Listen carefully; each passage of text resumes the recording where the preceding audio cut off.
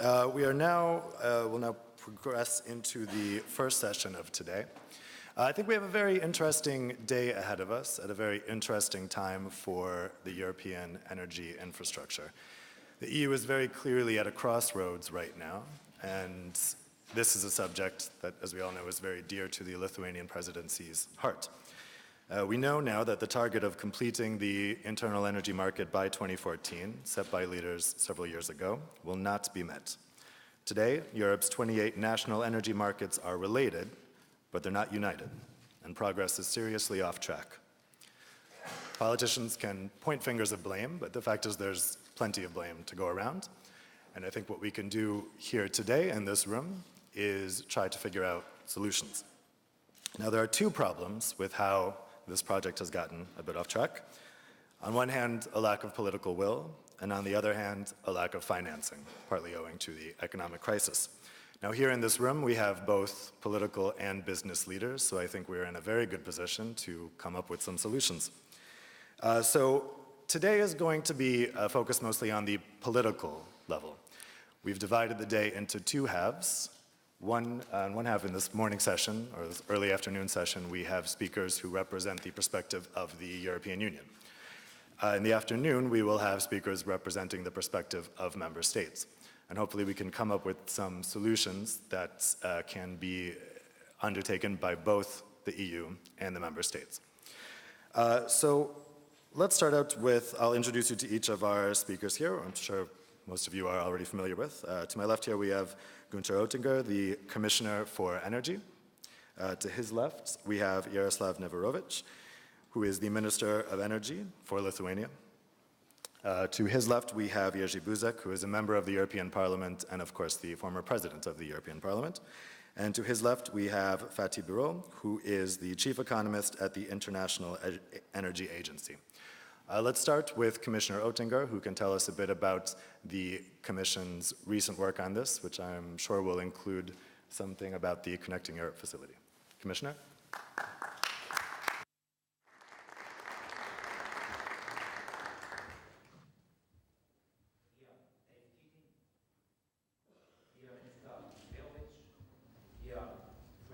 Jerzy Buzek and Vice Birol, ladies and gentlemen. It's my pleasure to be here with you today at this conference, organized jointly by the Lithuanian Presidency and the European Commission. I would first like to thank the Lithuanian Presidency for their enthusiasm for this event.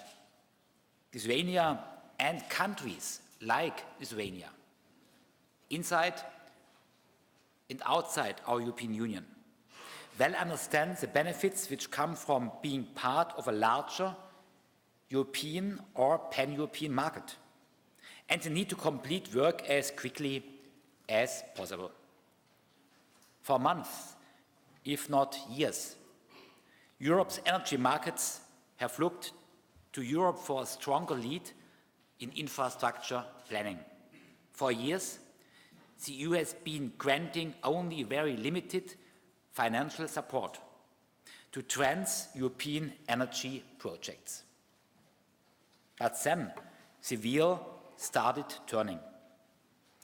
During the economic crisis, the European Energy Programme for Recovery made some major infrastructure projects across Europe happen.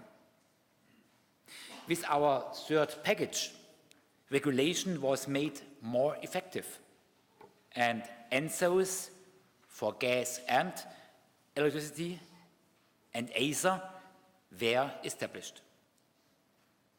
With our new infrastructure regulation and our Connecting Europe facility, a whole new approach to infrastructure planning and implementation was introduced. And 3 weeks ago, the first ever European Union list of energy infrastructure projects of common interest, announced PCIs, was adopted. Finally, we have a fully fledged strategy for energy infrastructure. We have also set out our views on a long-term infrastructure vision for Europe and beyond. At last, the completion of the internal market is in sight. But having a strategy, even having funds, is one thing. Getting the work completed on the ground is another. The work falls to all of us, and I mean all of you in this room. TSOs and project promoters, member states, neighbor states, regulators, energy and construction companies, NGOs, civil society, financial institutions, at national level as well as their European counterparts, meaning ENSOs, ACER, the Commission and others. We have to make this strategy work. We have to turn promises into action. Let's take a step back. Why do we need European energy infrastructure? Why isn't enough for our local power plant to have connections to their nearest neighborhood and city? It worked well enough in the past. I say consumers cannot have secure supplies. They cannot assume the energy will be there for their work, homes or holidays. They cannot expect to have clean energy, less pollution, affordable electricity, unless we have a European market. We cannot have renewable energy without backups, which might come from thousands of kilometers away. We cannot deal with geopolitical uncertainty unless we have alternatives to gas and oil supplies. We cannot keep energy prices as low as possible unless the market is able to source energy at the best price and transmit energy to where it's needed most. Ladies and gentlemen, the European internal market works excellently for goods, where in the past decades most barriers were removed. It works also for road, railway, air or digital data transport.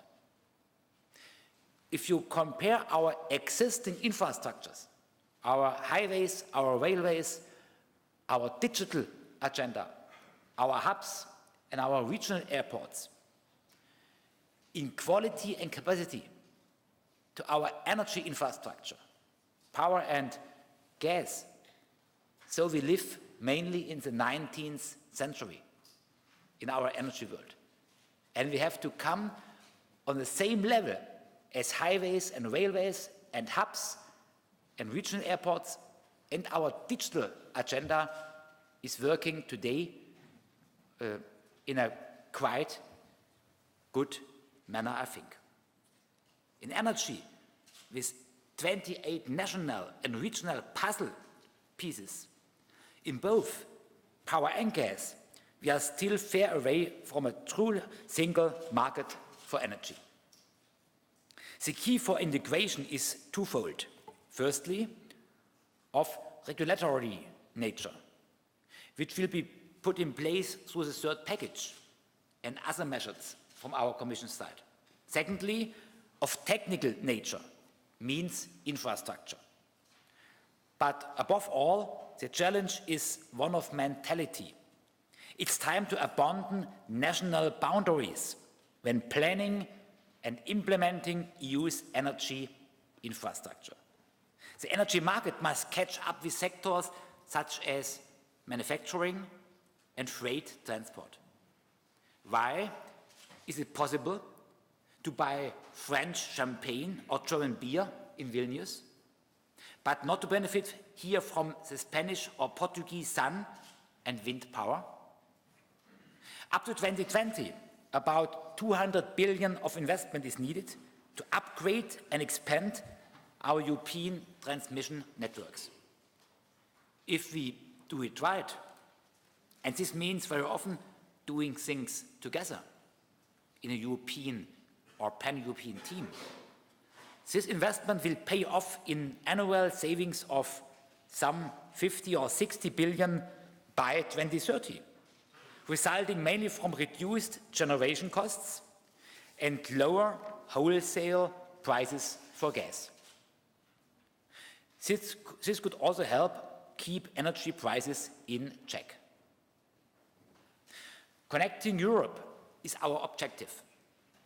And with the first list of projects of common interest, we are one step closer.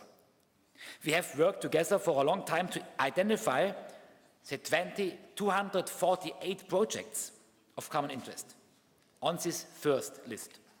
The outcome is an agreement between the different member states and of all the parties involved about which infrastructure is crucial for the realization of an integrated European network in the coming years.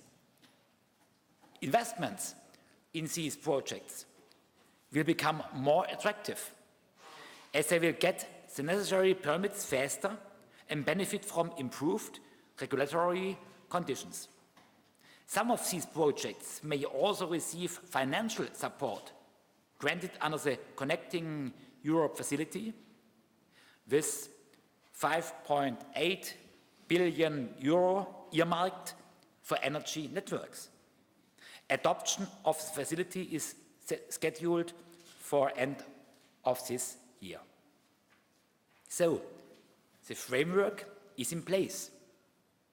Now it's up to all of us to undertake the next steps.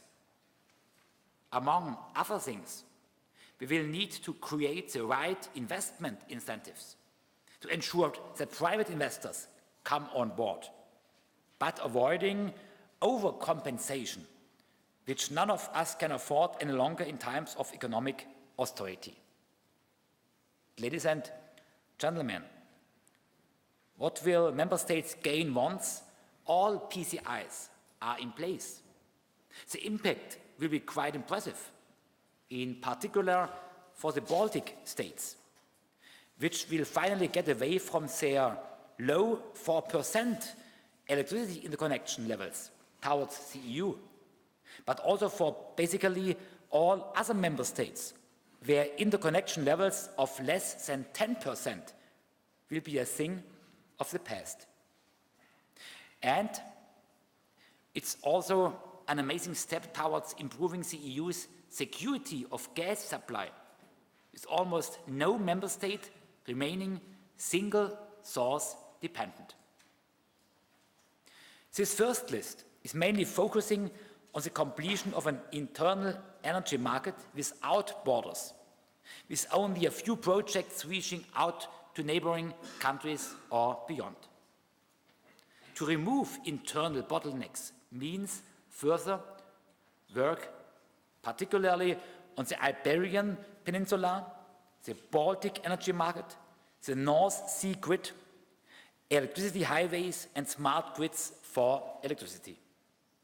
Our southern gas corridor, increased flexibility and promotion of indigenous production for gas, and the longer-term network of CO2 pipelines. But our infrastructure vision, set out in the communications that was adopted together with the first PCI list, goes much beyond our EU internal market.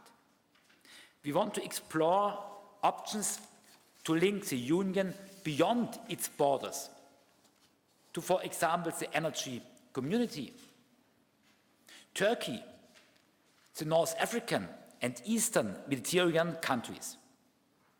How this will concretely take shape will be part of our discussions in the time to come. Ladies and gentlemen, I get to the end of my short speech. We have come a long way since the first and second strategic energy reviews in 2007 and 2008, in which the first ideas about the future infrastructure policy took shape. Just looking at the Eastern Baltic region, we can be quite proud of what we have already achieved.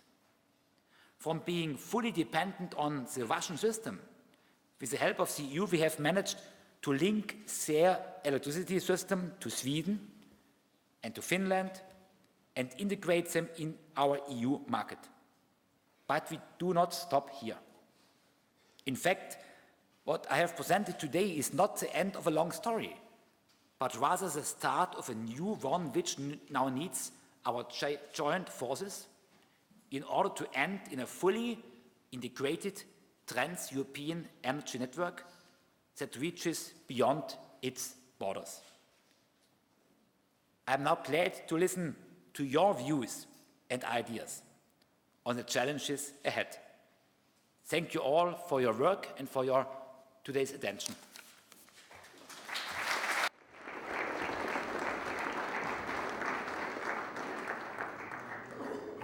Thank you very much, Commissioner Oettinger.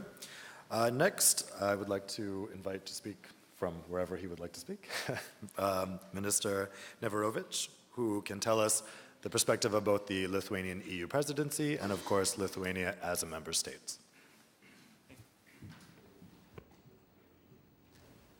Distinguished members of European Parliament, distinguished members of Lithuanian Parliament, Commissioner, Ministers, Deputy Prime Minister, ladies and gentlemen, welcome to high-level conference on energy infrastructure.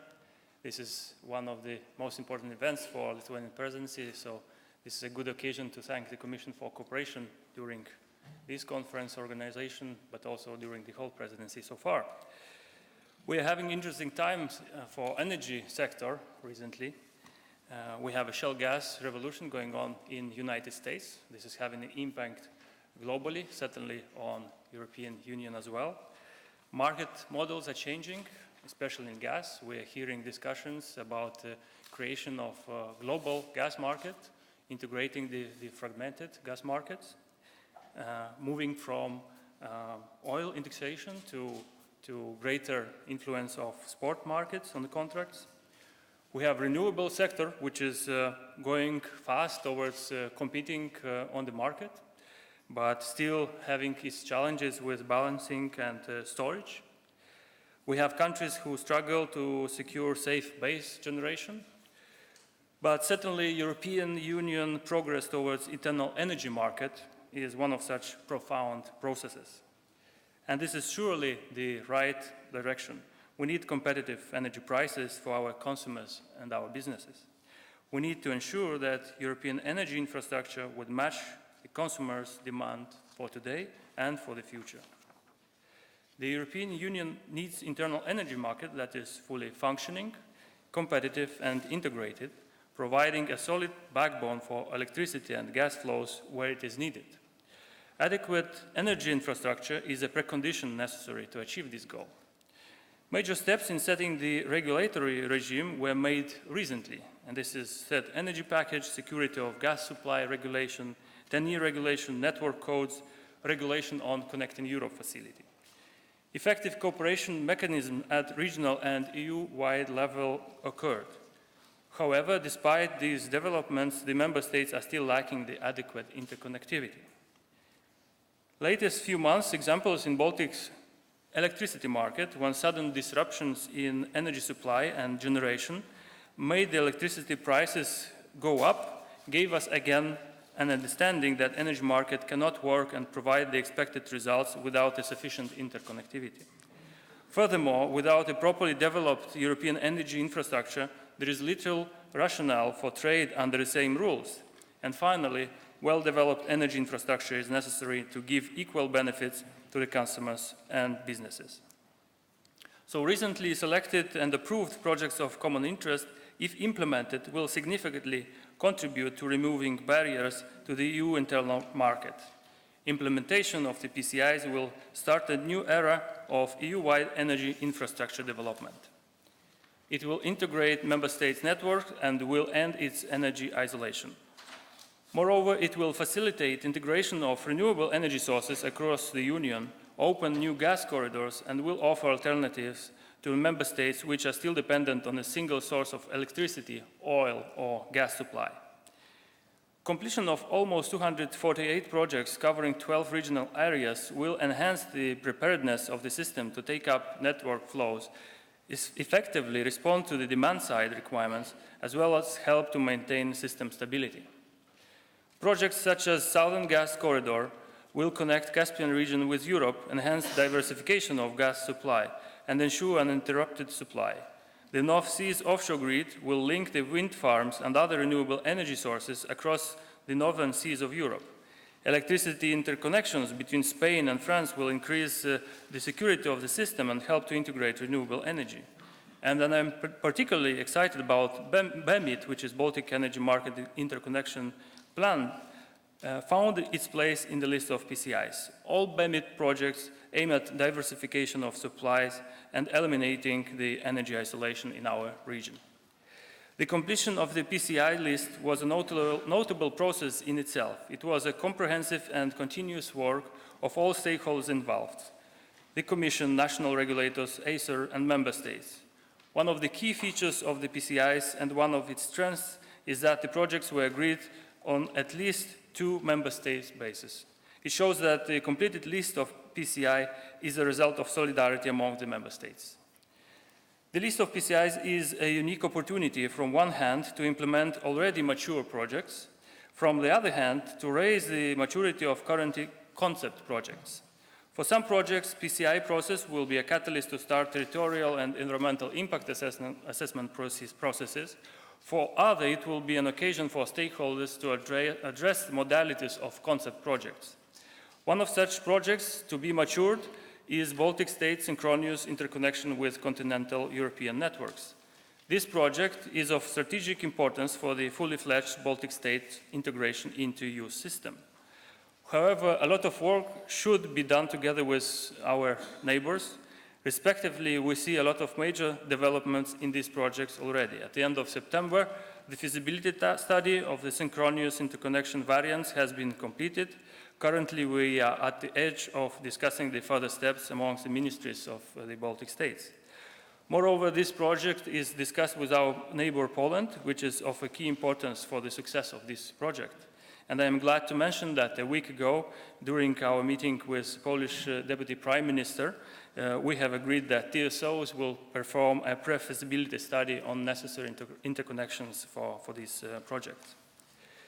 Ladies and gentlemen, almost 5 years ago, the Baltic Energy Market Interconnection Plan was initiated with its official launch in June 2009 and the kick-off meeting of BEMIT a few months later here in Vilnius.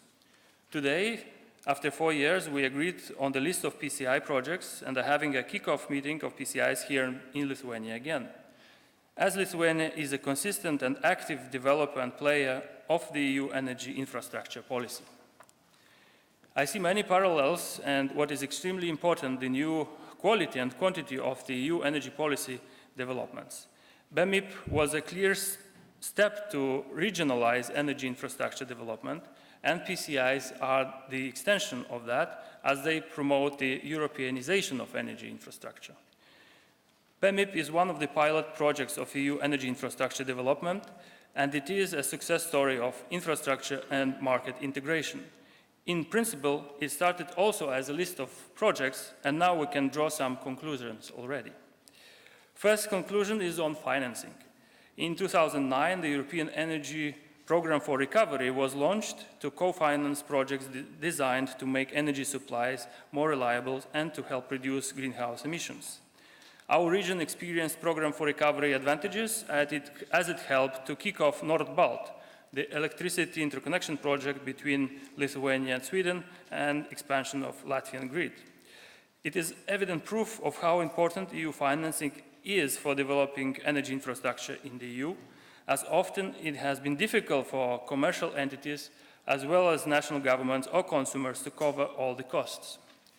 Having received financial support from EU funds allows the project to become viable, and in 2 upcoming years it will be implemented. This will facilitate trade between Baltic and Nordic electricity markets and increase security of supply in the region. Based on this experience, Lithuania welcomes the Connecting Europe facility and calls for swift finalization of all procedures in the European Parliament. Second conclusion from BEMIT is on permitting. As we know, the label of PCI will not only open EU financial possibilities, but also would pave the way for more effective permit granting procedures. Here we have a new option available, nationally appointed one-stop shop, which would be responsible for coordination process. This institution would let to concentrate all the efforts and pushing powers in one hand. Moreover, this would make the completion of permit granting procedures in 3.5 years possible. And this is a really challenging task under current requirements, as I was working in the project of interconnection for electricity between Poland and Lithuania. We started the project in 2009 with a feasibility study, working through the territorial planning, environmental impact assessment, and then consultation procedures, transboundary environmental impact assessment, finally tendering procedures for the parts of the project. And after all this work, in spring next year, we'll have physical work started. So it took us almost more than 4 years to get there with all the licensing. So no doubt, streamlining of this process would be very helpful under this PCI process. So what are the next steps needed? For the most PCIs on the list, the coming months will be decisive for kickoff of their implementation. It is of course related to the preparation works for submitting papers, project applications for EU financial support from Connecting Europe facility. During the coming months, much will rely on national regulatory authorities who will have to analyze recently submitted project cost-benefit analysis and to issue cross-border cost allocation decisions. This exercise will require a lot of attention from regulators and regional cooperation, as well as some help from ACER giving guidance and facilitating the process. Obviously, regulators should be appreciated as their work would set a precedence for all the success of the PCIs. Speaking about financing, of course, Connecting Europe facility alone with a budget of 5.8 billion euros will be able to cover only less than 3% of the total needed investments. In most cases, EU financial support is important for non-commercial projects to kick off, yet their eventual implementation largely depends on EU institutional banks and investors' involvement. As we know from European Commission assessment in 2014-2020, investment of about 200 billion euros are needed to upgrade and expand European energy networks in order to achieve our medium or long-term policy goals. This figure for necessary investments is indeed impressive.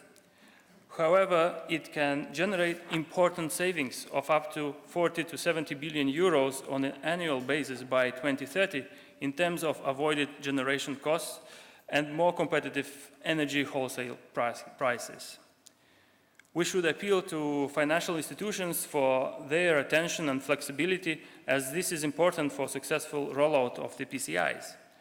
Such status is the highest priority which can be given to energy infrastructure projects at EU level, and so this will provide more opportunities for project promoters to attract necessary investment and to use broader scope of financial engineering instruments. The most important and sensitive among stakeholders is the public opinion and public acceptance for such projects. I will be probably not mistaken by saying that the biggest part of energy infrastructure project implementation process is related to territorial planning, environmental impact assessment, public consultation, and the effort to get the society acceptance. As I mentioned earlier, the scheme of a single coordinating body of lead-po-link interconnection proved to be a very efficient tool for pushing project implementation forward. Since the beginning of the project, we tried to engage with local communities on both Lithuanian and Polish sides of the border in coordinated consultation process, and it is and will be maintained during the whole project execution cycle. Without this approach, a project is at risk of not being completed on time or not being completed at all. Efficient and effective cooperation and coordination is indispensable in cross-border cooperation. In this context, the new 10E regulation to be applied for PCIs recognizes as essential early and effective public involvement for a quick approval of infrastructure projects. Moreover, attention to the public's involvement in the new regulation is reinforced. PCI status should enable us to explain to our local communities about the importance of implemented projects, and not only for the reason that licensing and permitting is mostly local. Responsibility for successful project completion, especially for cross-border projects, falls on the shoulders of all stakeholders, including the public. In this regard, the new TEN-E regulation, on one hand, should streamline project implementation process, improve transparency, and ensure effective and early public participation.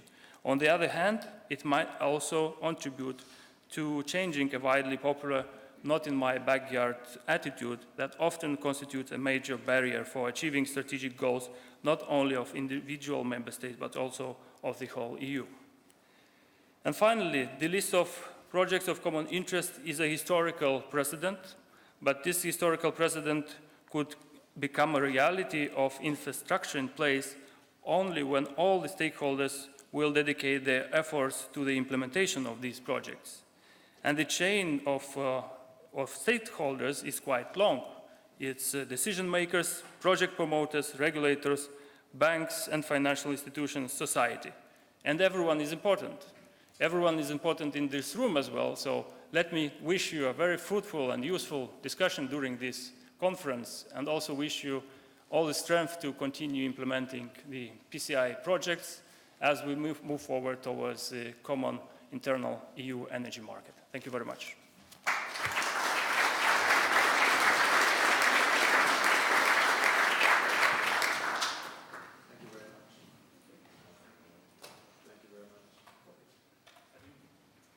Thank you. There it goes. Thank you, Minister Neverovic. Next up, we will hear from Jerzy Buzek, who can give us both a perspective from Poland and a perspective from the European Parliament.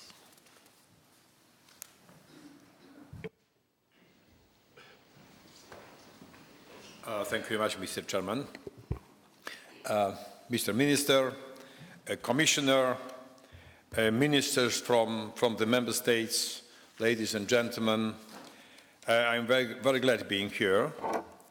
Congratulations to Lithuanian presidency for such an important priority like energy. We know very well, not first time if we take into account last 7 or 8 presidencies, but it's still the most important issue for the European Union, all the time. And I must tell you, after introductory speech given to us by Madam President of the country, which from the political point of view was very important, support of the EU presidency for energy, for any particular policy of the EU is very, very important, of crucial importance, but also after 2 speeches, highly professional, Mr. Commissioner Oettinger and Mr. President, Minister of Energy of Lithuania, I know that I don't have many new things to say. But if I am ready to repeat some important issues, it could be important for us, because you can treat them as an opinion of the majority of the European Parliament. We are still dependent on the European Parliament decisions, especially after the Lisbon Treaty. So, it's a big agreement. Well, I am very glad to say it. We are in great agreement with the European Commission in the energy issue, especially with the Commissioner Oettinger. It's not the same if we discuss the similar problems with Commissioner on environment or climate policy. I am very open to say that, because it's very important to understand our point of view. In the European Union, we always discuss a lot.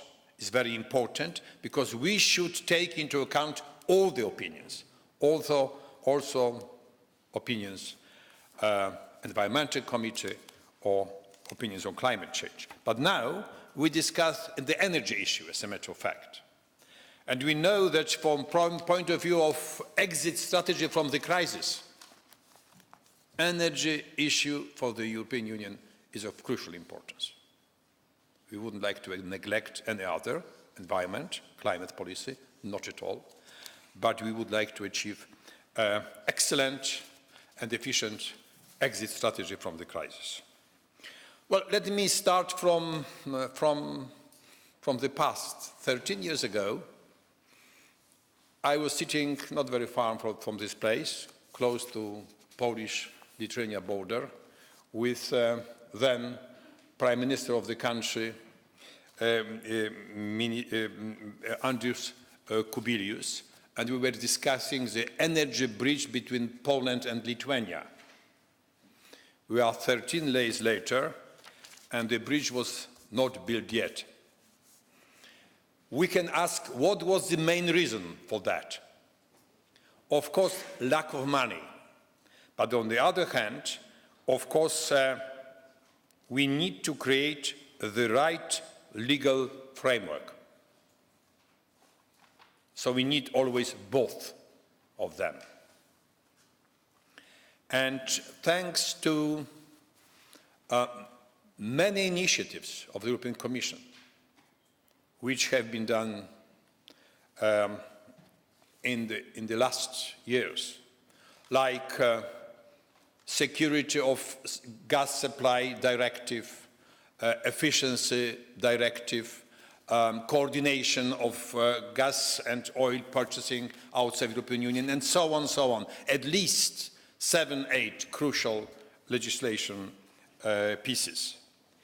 We've got a very reliable legal framework. In the communication of the European Union just 1 year ago, from December, as I remember, we could find everything, and I feel also responsible for that as being rapporteur in the European Parliament for Internal Energy Market. The support for the report in the European Parliament was more than 90%, about something like 95%. Is incredible result. We know about the general atmosphere between the member states, also European Parliament, rather more and more reluctant about any further step of integration. In this issue, energy issue, integration seems to be quite obvious for 95% of members of European Parliament. We should take care about this result. And let me say, internal energy market, what we expect is obvious. We need secure and stable energy supply, thanks to interconnectors, better prevention of supply crises, coordination of joint purchasing, stronger negotiation position in talks with external suppliers. We need affordable or competitive energy prices, very important for competitiveness of our economy. We know very well, SMEs, savings, our citizens' pockets, very important as well. So affordable prices, and of course, clean energy. Well-connected, open, competitive, and well-regulated internal energy market will enable a rational implementation of EU environmental and climate policies. We wouldn't like to neglect them. But let us put energy policy first. So, I received information from our organizers that I should answer the question, what are the main challenges preventing the realization of a European internal energy market in terms of grid development? Very shortly on this issue, very shortly. I would like to widen slightly the approach of my colleagues, both Commissioner and Minister, slightly widening, nothing else. But the question is very important. The main challenges in terms of grid development, of course, first and foremost is interconnectors. Without physical interconnectors, we should even remind ourselves about the internal energy market. Link Europe is very important for me, not just the EU. link Europe, not only European Union. Especially in the energy field, our interests are interlinked with those of the neighboring countries. It's probably my first gentle widening of the topic. The EU takes this into consideration through the energy community, which was organized 8 years ago, 2006, with as a great achievement, as a matter of fact, of cooperation of European Union with neighboring countries. It is something like extension of the European integrated energy market, energy community, 8 countries, our neighbors, or countries of Eastern Partnership, Western Balkans, Turkey as well. I feel very honored to be tasked last week by the Ministerial Council of the Energy Community, it was in Belgrade, to assess the shortcomings of the current European Community Treaty, and I was named a chair of the high-level reflection group, and I will certainly propose the necessary reforms for the energy community. So, if we say we don't want energy islands in the EU, it was also said by the European Council, led by President Van Rompuy, twice, 2011, 2013. No more energy islands. But we also don't want the EU itself to be an island. Let us connect better. And later, let us go towards extension of our internal energy market to our neighbors. Well, we need more money, of course, funding, not only Connecting Europe facility, also private money, national money. We should discuss, as it will be great place for tomorrow, a discussion for tomorrow, project of common interest of the EU member states. Very important. Some of them are strictly connected to energy community. Well, there are several of them. Bulgaria-Turkey interconnector. Croatia-Bosnia-Herzegovina interconnector. Well, I've got a long list. Let's say submarine pipeline Romania-Georgia,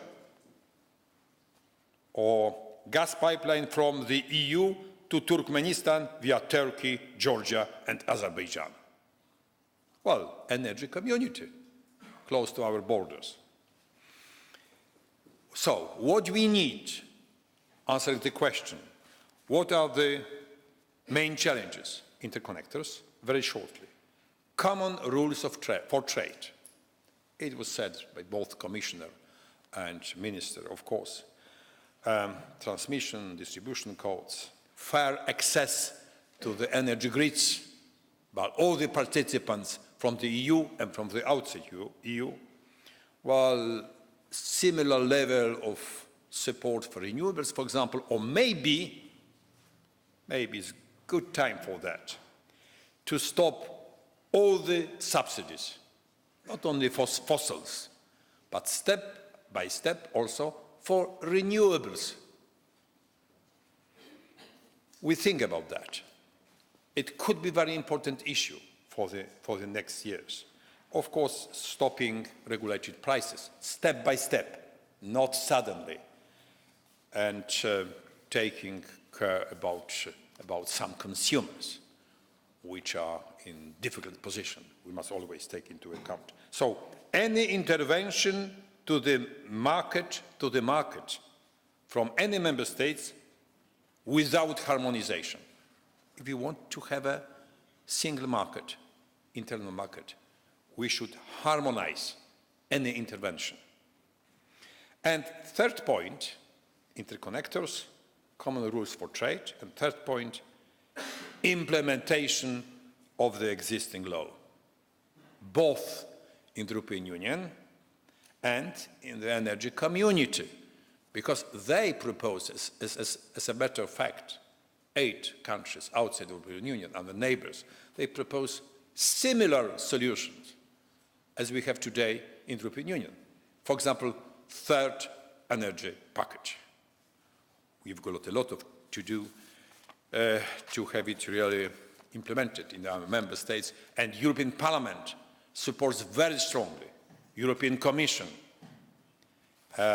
in a tough approach to the member states. Sorry to say it, if we want to have internal energy market, we should implement all the regulations in our member states. It's very, very important if we want to feel secure and to have affordable, competitive energy prices.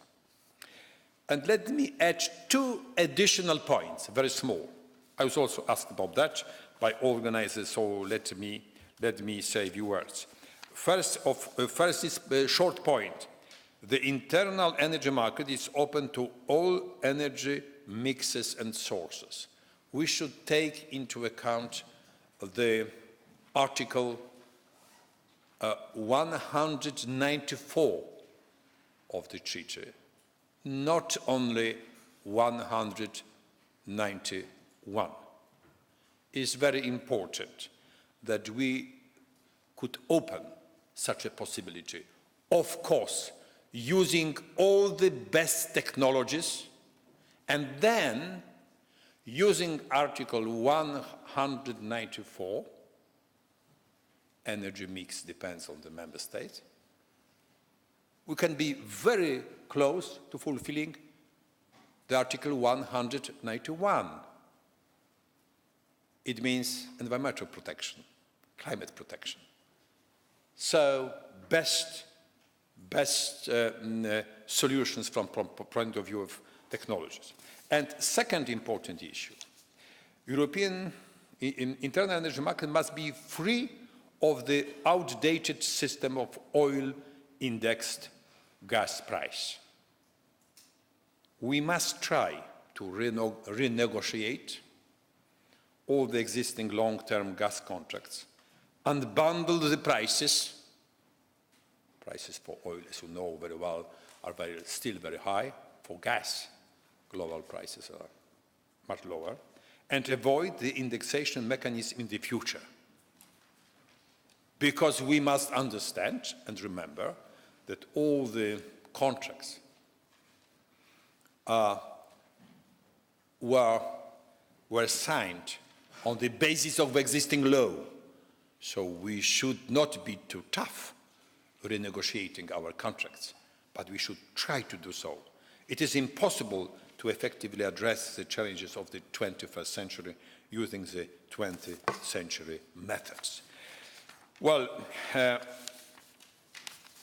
for the very end of my speech, after the remuneration and listening, from my perspective, also my committee for industry, research and energy, and probably majority in the European Parliament, listening all the necessary steps which should be taken towards internal energy market, to implement completely internal energy market. What is the most important? Of course, I didn't mention some of them. I haven't mentioned, for example, user-friendly market or some other points. But from point of view of beginning of our activity, I think the points I mentioned are the most important. Let me say for the very end something like few words of appeal to all of us. Fast and efficient implementation of internal energy market and common energy policy require a common approach in this field on the foreign policy level. We need a real partnership with our neighbors, especially energy community participants, 8 countries, for whom we open our market and who help us to diversify energy supplies, both as energy suppliers and transit countries.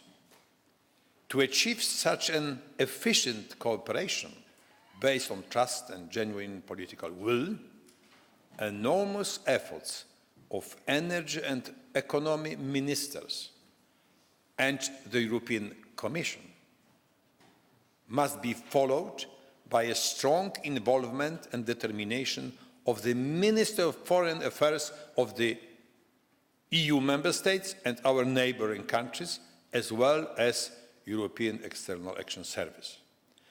To boost our actions, new infrastructure projects, common regulations, support on the foreign affairs level is of key importance. Energy security should always remain in the focus of the EU neighbourhood policy. It is very important to realize something like that before Vilnius Summit of Eastern Partnership. So important for all of us in the European Union and for our partners from this partnership. Thank you very much.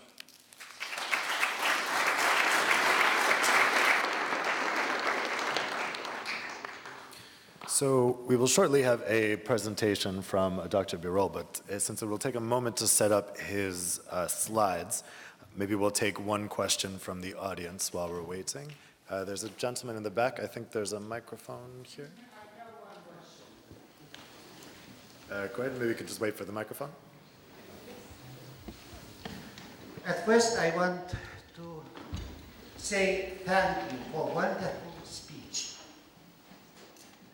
But you said that our country energy system must be integrated not only in European Union, but as a world system of energy. What do you think about our integration to Russian energy system? Your suggestions, please. Thank you very much. And sorry, could you just introduce yourself as well? I should have mentioned that. Should I answer immediately? Or later? Yes, well, if you could just identify yourself real quickly. Aš atsiprašau, gal lietuviškai galima paklausti? Excuse me. I am Valentinas Dubinas from Independent Specialist Company. Great, thank you. Right. I addressed my opinion to the countries of energy community, and I underlined this issue even a few times. Energy community and the European Union. As far as I know, Russia is not a member of energy community. 8 other states around European Union are the members of energy community. Thank you very much.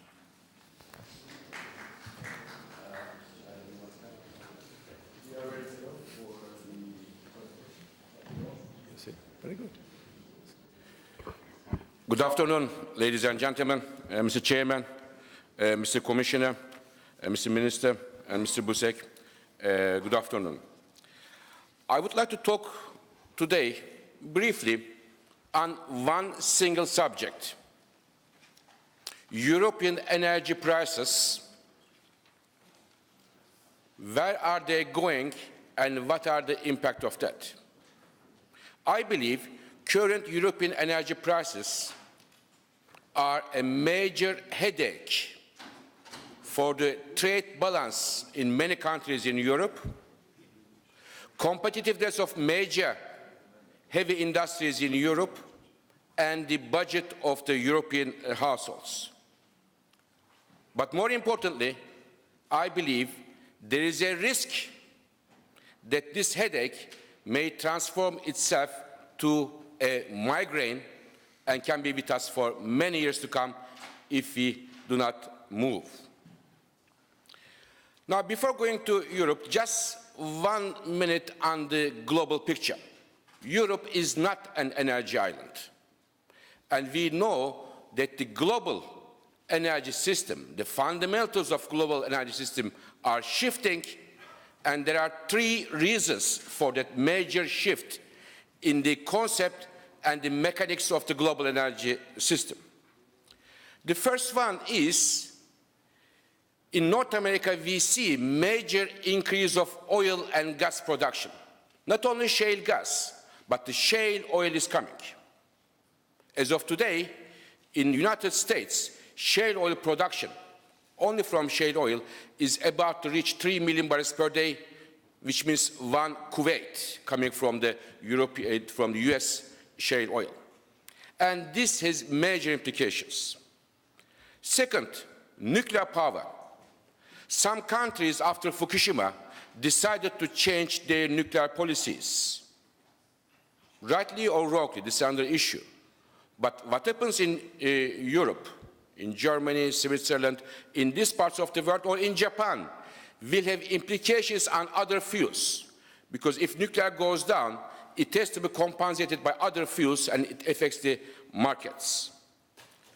Third and the final driver, which goes unnoticed in many cases, is that many countries now, many major energy consumers are pushing the energy efficiency button very strongly.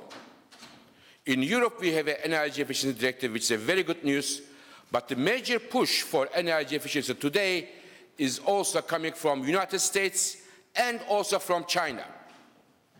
These two countries are pushing the energy efficiency button, not necessarily for climate change reasons. They are doing it mainly in order to bring the cost of energy down, but it has also implications for the global energy demand growth rates, which will affect the global markets. So these three things together, dear colleagues, the growth of unexpected growth coming from unconventional gas and oil, the nuclear questions about nuclear's future, and the efficiency policies coming from US, China, and other countries gives us a new energy landscape. And this landscape has two major implications. One, on the competitiveness of countries vis-à-vis each other, because of the energy prices. The second one is on the geopolitics of energy, which I will not discuss today. I will talk a bit more on the competitiveness issue. And one word on oil prices, I have to say. I don't know if we are all aware of that or not, but since 3 years, oil prices average $100 3 years in a row. And in 2008, we had only 1 day, but before that, we have never seen, not leave aside an extended period of $100, not even 1 day $100. And since 3 years, we are having oil prices over $100. And this is something very important, as gas prices and many other things are indexed to oil prices. And this is, of course, not a good news for the importers, especially for EU and others, when the economic recovery efforts are still very fragile. And finally, we have to balance in the world energy, economy, and climate objectives, which are becoming a major, major issue for all of us. And I am sure the discussions here under the leadership of Lithuania today and the next days to come will help to find that balance. Now, global gas markets. As of today, the trade is very, very limited. But with the increase of unconventional gas, especially from North America, but also from Australia, will change the picture. We will see more and more flexibility in the markets, and more producers are coming in the markets. And these changes have different impacts for different people. 3 of them. One, very good news for US, Canada, and Australia. I believe US around 2015, 2016 will make a very strong economic comeback as a result of what is happening in the unconventional oil and gas. Very good news for them. Second, rather worrying news for traditional gas exporters for 2 reasons. One, amount of gas they are going to export may well be less than what they thought before, because there are other exporters coming in the market. And second, there will be a downward pressure on the way they would like to see the prices in the next years to come as a result of increasing competition.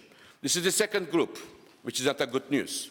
Third group are the natural gas importers. And this group is, I would say, depends on.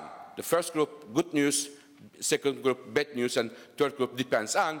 It depends on whether or not natural gas importers are able to read the game in the natural gas markets and change the dynamics in their favor. It depends on if they are going to be able to read the game first, and second, act decisively upon that. Looking at the prices today, many countries are suffering from higher energy import bills and have implications for their trade balance. Except for, of course, United States, where we see a decline in their energy import bills, and they are going to go to zero sometime soon. But when we look at Europe, compared to the annual averages in the previous years, we see a major increase in European energy import bills. And this, of course, is a result of high oil prices and the gas prices, which are indexed to oil prices. And this prepares a major burden on the European trade balances of many countries, and therefore not a good news. About natural gas, one of the most, I would say, unusual development in the gas markets, natural gas prices. Until 2009, European, Asian, and the US gas prices were more or less equal, 1-to-1 ratio. So either 1-to-1, 1 to 1.1, 1 to 0.9, they were more equal when you compare to European and Japanese gas prices. But as a result of the shale gas revolution, we see today, for example, in Japan, on Asian markets, gas prices are 5 times higher than the United States, and in Europe, they are 3 times higher than the United States. There are two very bizarre, if I may say so, issues here.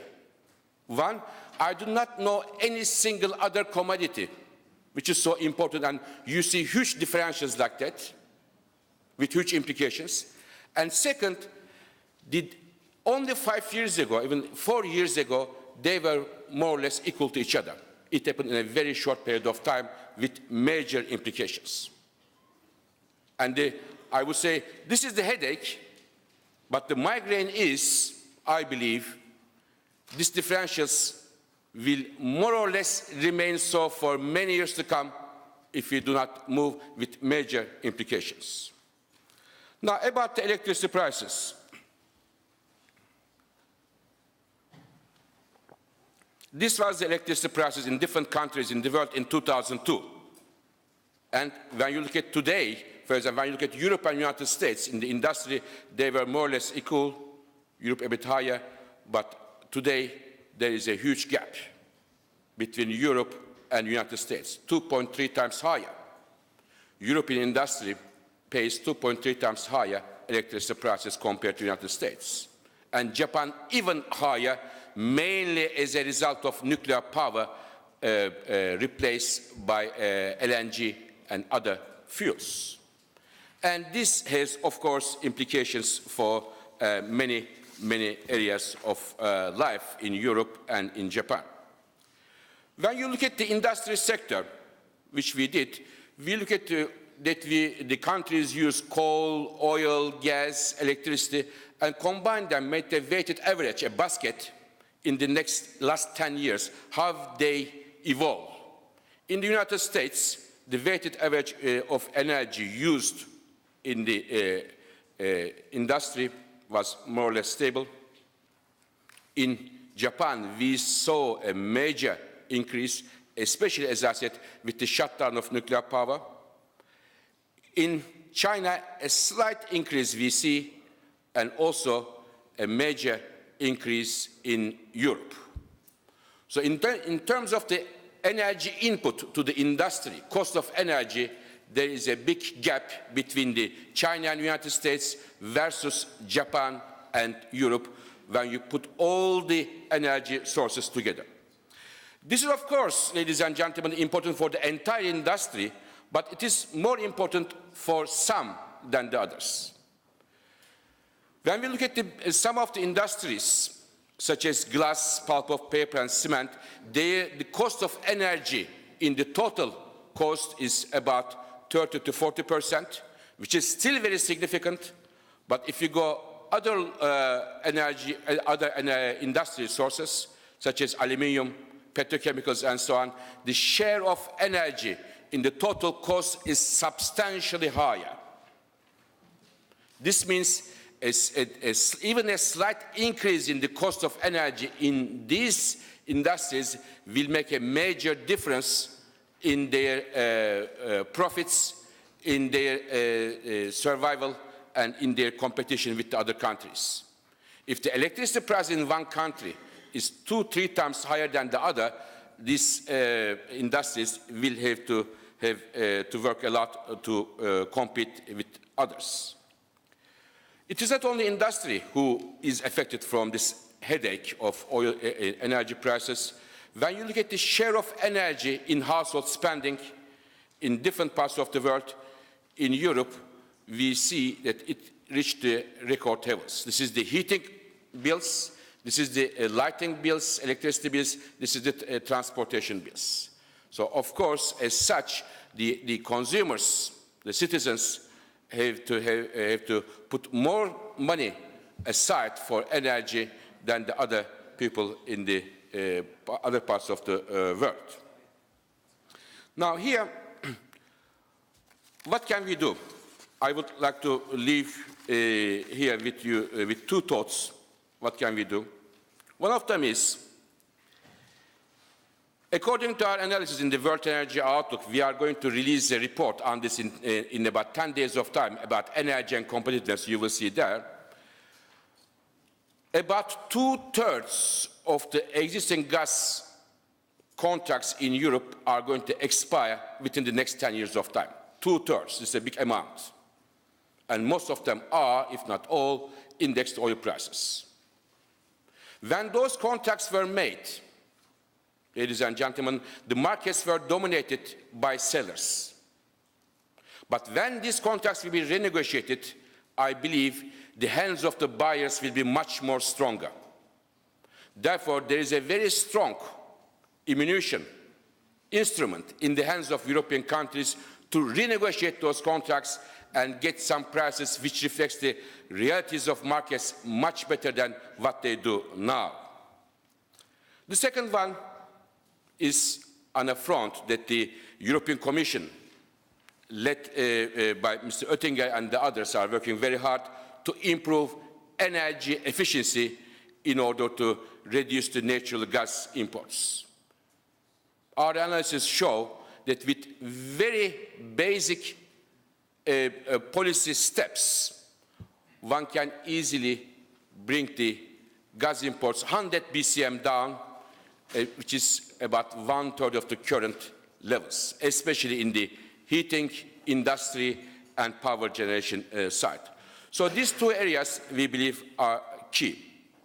Let me finish my presentation, Mr. Chairman, by putting some thoughts together. What can we do in order to improve Europe's energy competitiveness? Energy efficiency, I believe, is the most important fuel that Europe has and needs to tap more and more on that, and it would tap not only competitiveness but also have the climate and energy security goals. We have to make more use of our domestic energy sources in Europe. I believe it includes renewables, but also, if the governments and countries and the citizens agree, nuclear power and the sustainable use of unconventional gas in Europe can also help to increase the domestic production in Europe and therefore helps to address the energy competitiveness.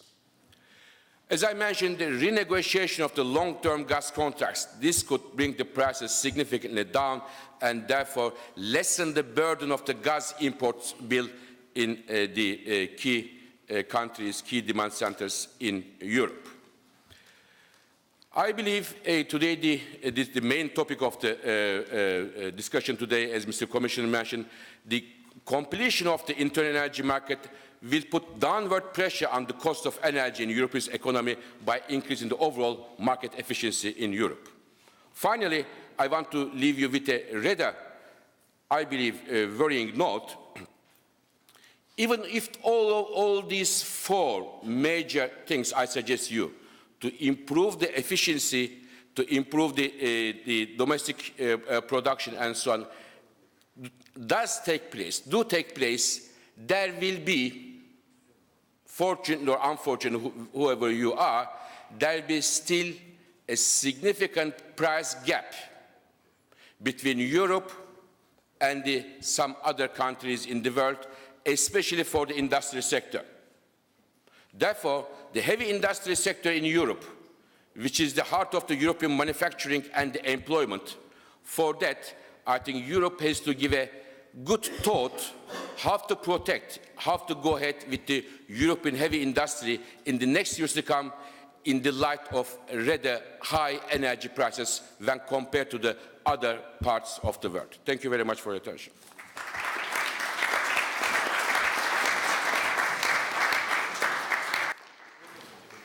Thank you very much, Dr. Birol. There's some very startling statistics there. I should mention that earlier this year, in May, the European Council considered a lot of these, or was confronted by a lot of these statistics in a council devoted to energy, so the member states are aware of it.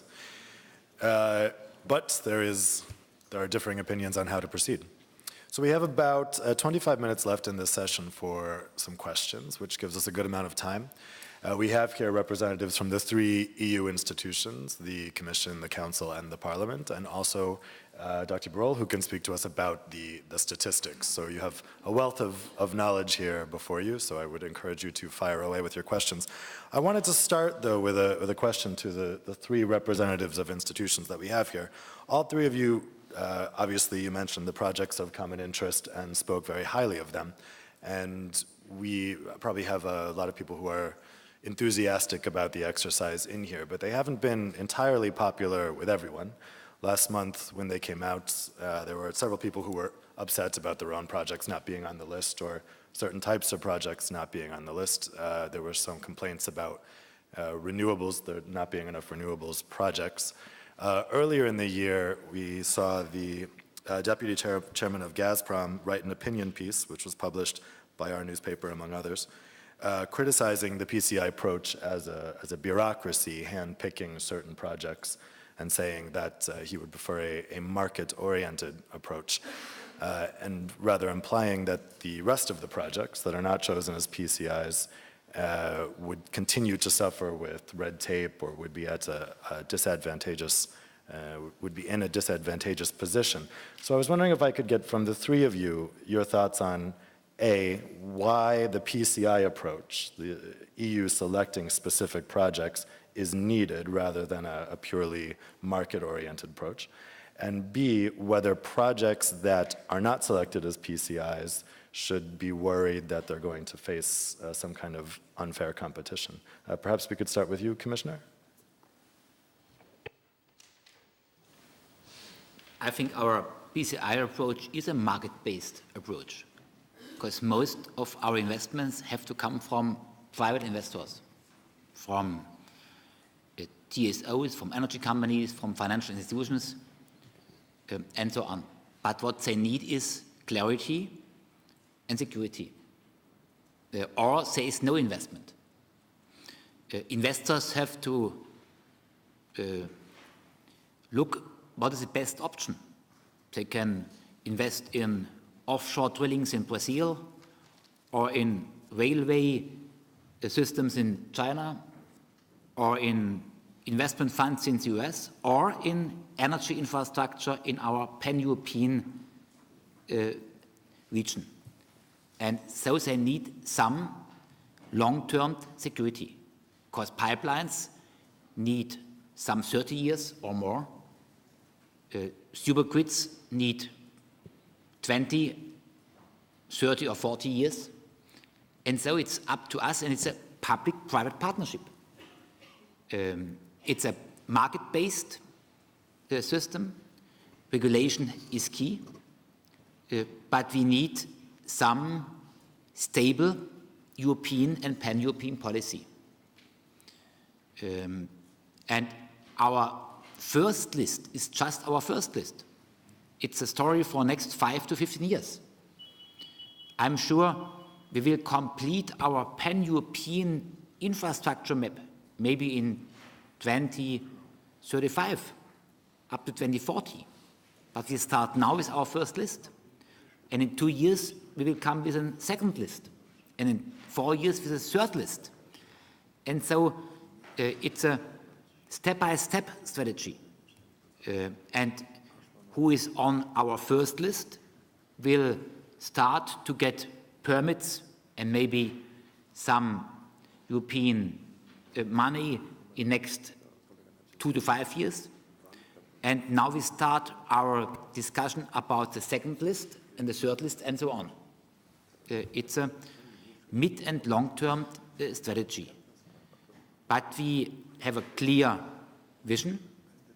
We are on track, and we will come forward. I'm sure we have impressive progress, which is an ambition for everybody taking part in our second and third step. Gazprom is our most relevant partner. Russia is our most relevant partner since decades and for decades, with gas, oil, uranium, coal, and maybe with electricity as well, imports from Russia to our European Union markets. But our Russian partners have another cultural and political understanding. What they do prefer is to have a monopoly from the source, from upstream to midstream to downstream. They would prefer to be a partner in a monopoly from being a producer and supplier, a transporter, an owner and user of pipeline systems, up to downstream for gas to power plants. And then they are willing to be a partner for marketing in football in Germany, Gazprom, Schalke 04, or Bayern Munich. And it's not our cultural understanding. What we like is to unbundle our investors and to have competition, because competition is good for consumers, and to have 2 or more suppliers is good to avoid dependency, which can be politically influenced. And Gazprom and our European policy is not the main issue for Portugal or for Ireland. But if you live in Lithuania and if you are responsible as a minister in charge of energy, or in Latvia, Bulgaria, or if you look to our direct partner states in our energy community, look to Moldova or Ukraine, I think it's a fair expectation from them and us to say, yes, Gazprom is our most relevant partner, but not the one and only. Partnership means partnership, and competition must be feasible. And so our lists of projects of common interest, our pan-European infrastructure map, our Connecting Europe idea is not against Gazprom. Gazprom will play its role for next decades. But what we like is to have more competition inside Russia, Novatek, Rosneft, to have investments from Europe in Russia, to have competition in Russia, so to have several suppliers, and to have competition in our integrated European Union markets, as we have for food, for textiles, for cars, for trucks, for wines, and so on.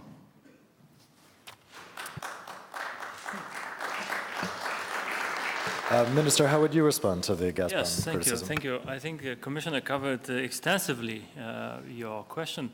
But let me add one thing to that, and that is the example of Baltic states. When we are speaking about some kind of projects, we are not having really any alternative due to the size of the market, due to historical reasons. we are not even in a position to think about implementing a synchronization project with European electricity networks on our own. It's quite extensive financially projects which had to be addressed, but they are also needed for common energy markets. So we would be able to implement such projects with the support from European Union. The same goes for gas markets. We can try and address our immediate problem of dependence on single supplier, and we are doing that by developing our own alternative infrastructure. But if we are speaking about the region's infrastructure, we definitely need here to have European partners and European funding in order to make this happen. Otherwise, it will be small divided markets where one dominant player will be taking benefit of his position. Mr. Buzek, did you want to weigh in on this? Well, I can only agree with what was said. Okay, great. There are some other questions because we would like to, Sure, yeah. to have more of them. Yes, let's take some questions from the audience. There's a gentleman here, the microphone right next to you. If you could state your name and your organization first, that would be great. I'm coming from Introductory, the TSO in Denmark for power and gas. First of all, I want to congratulate the Commissioner Oettinger with the PCI projects coming up now. It's an important step forward. Also, the third package is an important step forward. I think the reason why the PCI nomination cannot be, really market-based is that it seems that the market fails to put the right value of interconnectors. Because in many countries, the only value you can put on an interconnector is the price difference between two areas. For some interconnectors, that is enough. But I think the beautiful thing about PCI is that it really allows also to calculate the socio-economical benefit for such an interconnector. In Denmark, we have 100% coverage of interconnectors out of the country, and even with 100%, there's a lot of good business cases to move further to UK, to the Netherlands, and so on. But then I have a question here, because it seems that in some countries, the TSOs or the developers are not allowed to socialize the cost of such an interconnector, meaning that if there is a positive business case based on socio-economic benefits, they should be allowed, for instance, UK, should be allowed to socialize the cost then, because it's a high value interconnector, for instance, from Norway to UK, from Denmark to UK, really good value for society. But it seems that the regulation is lagging behind in some countries, allowing to socialize this cost. Is that something the Commission is aware of or would do something about?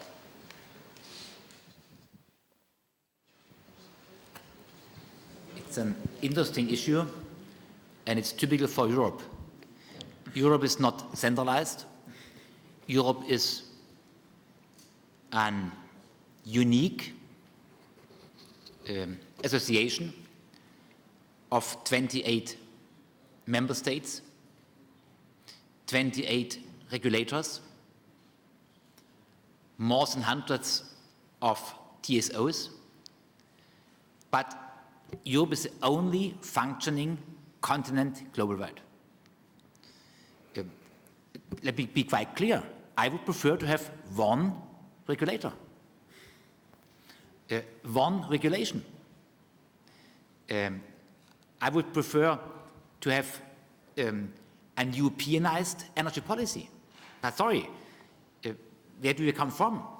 We are coming from 28 fragmented markets. 28 closed shops. And we are on the way to Europeanized energy policy with our 2020 goals, with our Lisbon Treaty, with our pan-European maps, with ENTSO-E and ENTSO-G, with ACER. And with our energy community, we are starting to widen our picture to third states, West Balkan states, Black Sea states. I hope to get an agreement with Switzerland before end of next year. Norway as an important partner, Ukraine, Turkey and so on. It's a long-term strategy, but I think we are on the right direction. Maybe you can speak about our low speed, as I would like to do as well, but we are on the right direction. And we have to work together. It's teamwork. And I think NSOE and NSOG, they are starting to develop say a common strategy since 5 or 6 years. And now we have an impressive first balance. Acer in Ljubljana and to connect our national regulations is, I think, on track. And if you look to Denmark, or if you look to the bigger region, what we are developing between the Baltic Sea and the North Sea, what we are developing between Ireland and Finland, between Norway outside EU as a neighbor state and Germany, Belgium, Netherlands, is quite impressive. We will not get and go for a centralized Europe with one government and one parliament.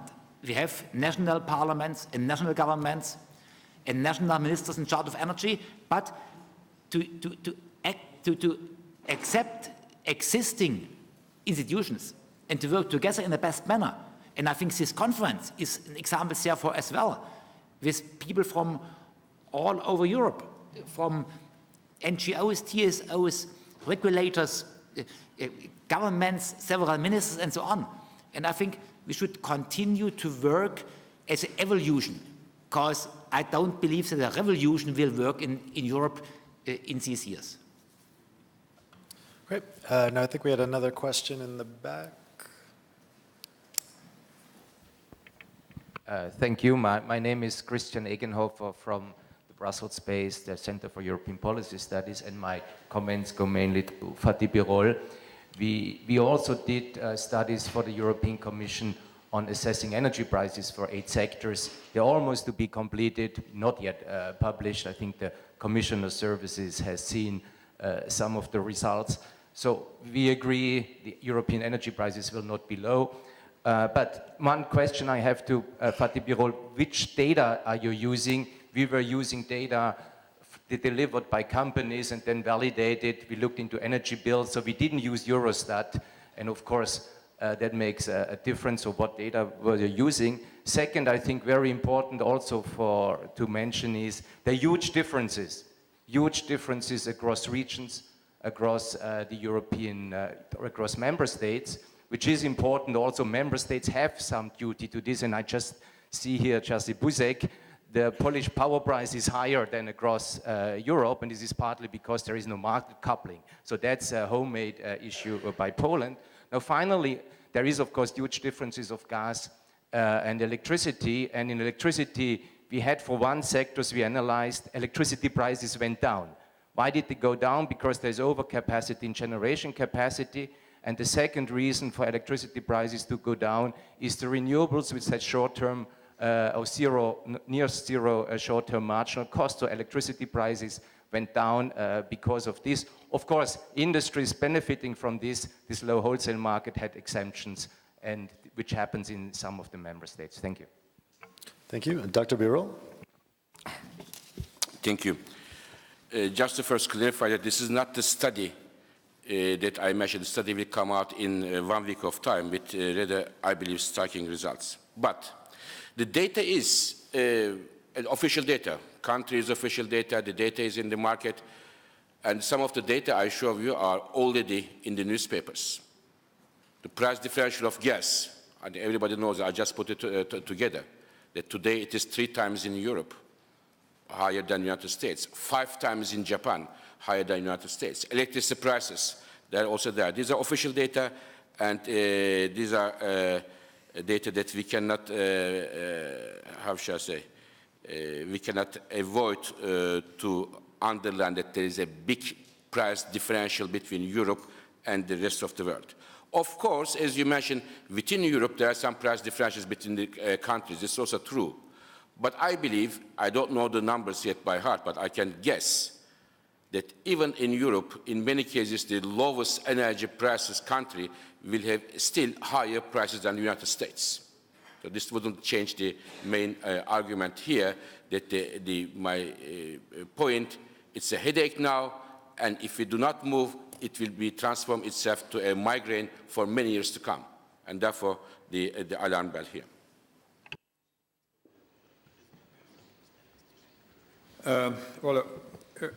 We are just now, generally speaking, in the crisis times. So it's quite obvious that prices for energy, electricity prices especially, are going down in my country, in some other countries as well. And we should prepare ourselves for the better times for our economy, of course.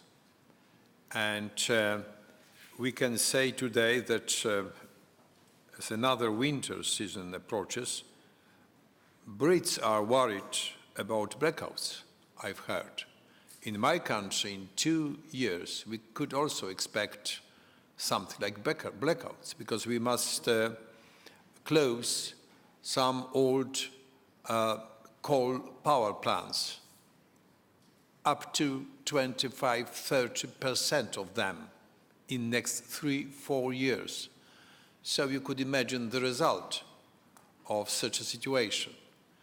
So talking about this issue, the prices, we could also mention so-called national capacity mechanisms, which could be in some way dangerous from point of view of building internal energy market for the whole European Union, because we haven't opened yet our borders.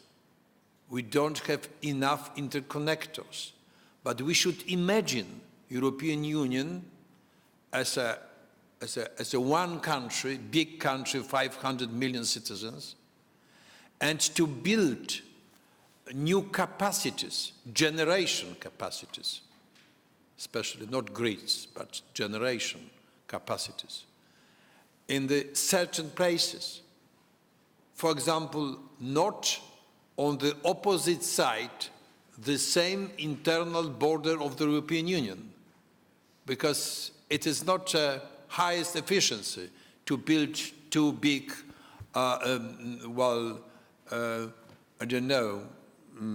nuclear power plants very close to the internal border of the European Union.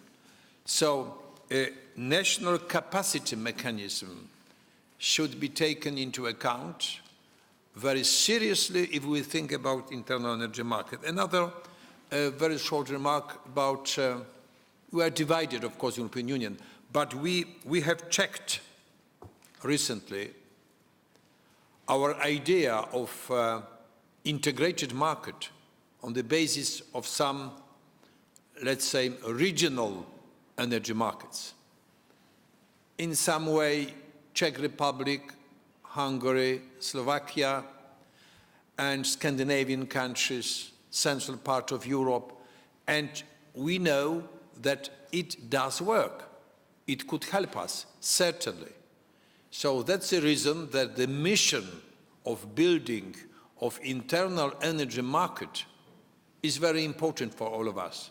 And my colleagues in the European Parliament could agree very easily, more than 90% of them, that that's a good idea for the European Union. Having in mind such examples like regional energy markets and project of common interest, because it was some question about that. Let me say, if any project for cross-border interconnector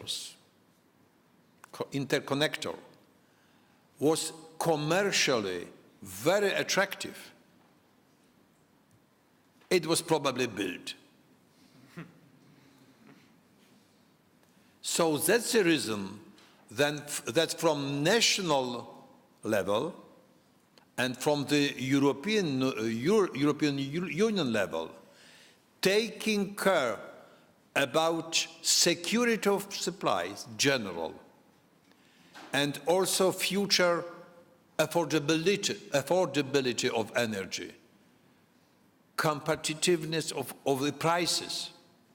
We must build some interconnectors with help of Connecting Europe facility, money from the national levels to encourage private investors, because not all the interconnectors are commercially so effective, or it is a clear visibility of effectiveness of such interconnectors. So from this point of view, our Connecting Europe facility and all the approach of our member states are of crucial importance in such interconnectors. We had a question right here. Thank you. Simon Blakey from Eurogas. Question also for Fatih. Fatih, you know, for 15 years I've loved and supported your analysis and rarely ever found anything to disagree, but this time, listening to you, there were 3 points that I really would like to ask you to think very carefully before you finalize your conclusions and come out with this review. The first one is on the question of trade. The trade balance of the Eurozone is about 280 billion euros positive at the moment. So the fact that we're paying a lot for energy imports is simply a part of an overall trade picture, and I think that needs to be borne in mind. We're not actually suffering. There would be bigger imbalances in the world if we had lower energy prices. Second point is the question of the drivers of price for electricity. And here I think Christian Egenhofer was quite right. We have to be very careful about the data. The data is terribly inconsistent on a cross-country basis. And I think you need to ask your people to look at those inconsistencies before drawing conclusions. I was particularly shocked by the conclusion that said the main driver of higher prices in Europe is fossil fuels. I'm not sure that that's objectively true, given the amount of gas for coal switching there has been and the fact that coal remains relatively cheap. And that needs to be checked. I think the main driver for higher prices in Europe are taxes and levies and subsidies. So it's a very, very important one to get right. I don't know what's right, but it's worth checking. And then finally, on household prices, Europe, clearly your data is right, 10% of personal disposable income being spent, and that's higher than other areas. That, I think, has an important consequence for competitiveness that's often overlooked in the policy angle, which is that in depressing household spending, that is hurting jobs across the whole economy, which is at least as important and possibly more important than the energy-intensive sectors. So I think that's something that needs to be borne in mind in terms of the overall effect on jobs and competitiveness. I'd just like to ask you to think hard about those 3 points before going final on them. Yep, go ahead, quick. Thank you. Simon, first of all, don't worry, we think about it very, very hard since 1 year and look at every single number and data. First of all, I have to give you a bad news, Simon. Gas prices are really high in Europe. I'm very sorry to tell you that. I know that you are a man who is in love with gas and lobbying for gas, but gas prices are high in Europe and no data can hide this, full stop. So, second, the trade issue. Of course, if the prices, the energy prices were lower in Europe, trade would have been much better than what it is now and it would have helped the economy. But the trade situation in Europe may not be like that in the next years to come, and the high energy prices will be a major burden for the European current account balances for the next years to come. So this is very important. To say that the high price in Europe does not have an effect on the macroeconomic growth in Europe may be rather on the wrong side. Electricity generation. When you even look at the wholesale prices today in Europe, you see that the natural gas prices play a crucial role. Why there is a big difference in the US and European gas generation, electricity generation prices? Mainly because of the difference in the gas prices. It's very normal. In the United States, 2012, when I gave the data, it was $2.5. MBTU. Today it's about 3.4, 3.5, and in Europe it is 3-4 times higher. Therefore, if you use a lot of gas in Europe as an input to electricity generation, it is very normal that the electricity generation is higher. But when you look at the final prices, of course, tax and other issues do play a role. But before coming to tax, in terms of generation prices, there is already a big difference where I believe the gas prices play a role. Of course, subsidies, other taxes, different taxes do play a role when you come to the end prices, but it doesn't change the view that the gas prices are high in Europe. I am sorry to tell you that it is the first, second draft and final stages of our book. It will come as it is. Thank you. Certainly a very central debate in Europe right now. We have time for one more brief comment from the front here, I think. Is that a microphone right behind you? Thank you, Esa Hermälä, Helsinki. So I think partially my question, it was about prices, was already answered, but if Mr. Birol, if you could elaborate a little bit more about the strange situation we have in Europe. As you said, we have high prices. On the other hand, we have low investments. Normally, investment money goes to the sectors where prices are high, but not in this case. Why? Thank you. I think, first of all, the investments in, may I go ahead? Yeah. The investment in Europe is, I wouldn't say low, but I would say perhaps not sufficient, big enough, I would put it from that angle. And I think there are perhaps in Europe, there are areas where the returns are much more lucrative for capital than energy for the time being. And there is no capital which is allocated for energy if it goes there or not. There is a money capital for everything. It goes there where the returns are highest and where it is much more secure. Perhaps the competition is too strong in Europe there, and therefore we see that there are much more lucrative areas than energy, especially in the electricity generation sector, and the money goes there. If the prices stay at this level, I believe we will get more investments, but still, this will not bring the prices significantly down in the European domestic energy markets. Go ahead. Well, it's very, very important question, of course, not the first one in this hall, but let's say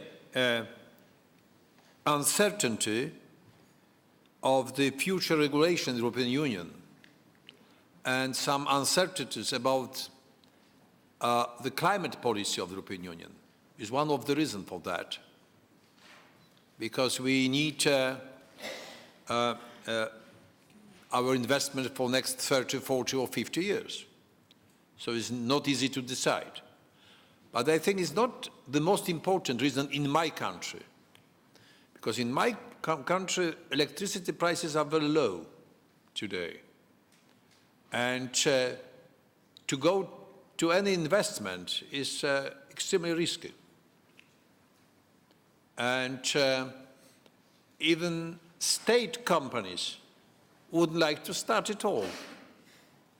And we have to force them for starting an investment. So from both sides, low electricity prices, maybe in some member states, not everywhere. And on the other side, well, uncertainty. And it's not easy to overcome all the problems. In my country, we try to go towards new energy resource, which is shale gas, as you know. And it is also a very controversial issue from the point of view of the European Union and environmental protection, not this time so much climate protection, because it's much better when we use gas, natural gas, than coal, of course, like it is in the United States today. But from point of view of general environmental protection issue. So it's not easy to go ahead with any investment today, especially in energy field. So that is so important to discuss it all the time in the European Union. Your activity, I mean, our presidency, Lithuanian presidency, Commissioner Oettinger, and the European Commission, very high activity in this issue, but you are still not in good moment for let's say, enough incentives for investment. Not only money, but also general incentives. Let me say, I think it's very interesting. We started with PCIs, how to complete our internal energy market, and we came to energy prices. And so I think we need an additional conference to speak about acceptable energy prices. It's not oil. Oil says one global oil market and one global oil price, more or less 5%. And it's not coal. It says one global coal market and one global coal price. It's gas and it's electricity. And whatever are the reasons, in Europe, energy prices for gas all over Europe are too high, and for electricity in most member states are increasing and so are too high. And there is an ongoing shale gas revolution. And we didn't really realize what this does mean. It's a revolution against Europe, against us, a democratic economic revolution. And we are lazy and quite content. And our industries has to go. And we need more industry in Europe. But we have stagnation, and we have recession, and we have a good guys discussion in Europe. All reasons are relevant.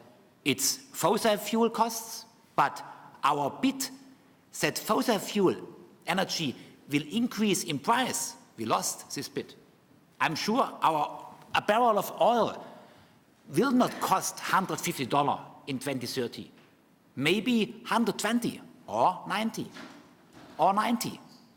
I'm sure we have no peak of oil. The more we speak about a peak, we have new sources.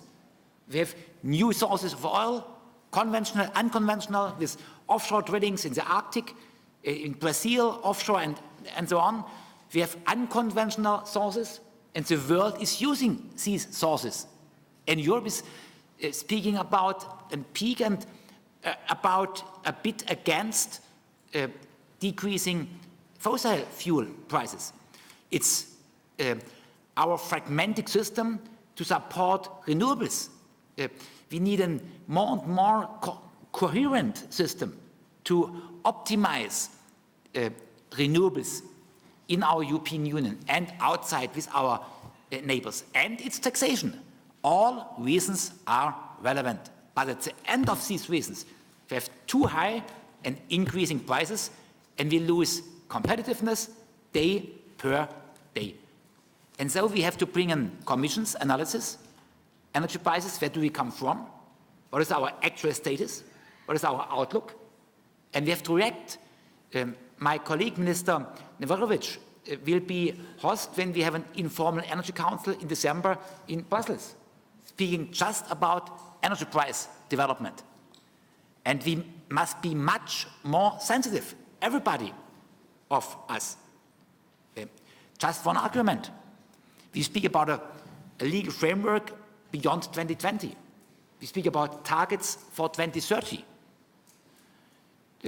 Take CO2 emission reduction, minus 40, or minus 50, or minus 45, or minus 35. I think without a global commitment, there should be no ambitious EU